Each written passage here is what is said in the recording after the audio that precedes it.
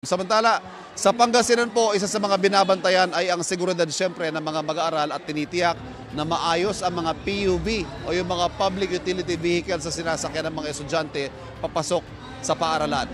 At yan po ang unang balita ni CJ Torida ng GMA Regional TV.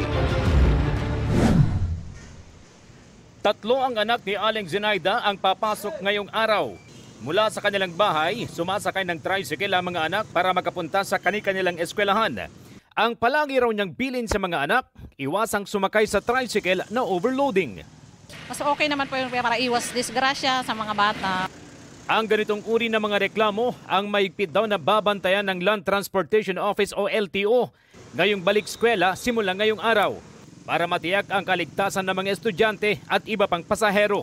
Mga law enforcement natin, pag brigada eskwela, daily yan, nandyan sa mga gate ng mga schools. No? Tumutulong sila sa traffic on order.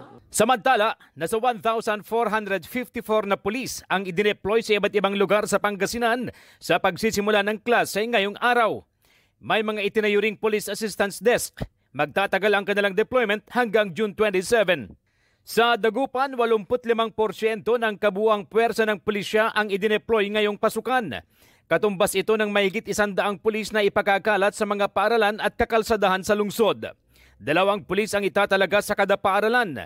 Katuwang ng mga pulis ang mga post enforcer at mga opisyal ng barangay. Nanawagan ang pulisya sa mga magulang na tutukan din ang kanilang mga anak na papasok sa paaralan. Isa rin po tayo na may responsibilidad sa crime prevention. So tulungan po natin ang ating kapulisan. Ito ang unang balita. CJ Torida ng GMA Regional TV para sa GMA Integrated News.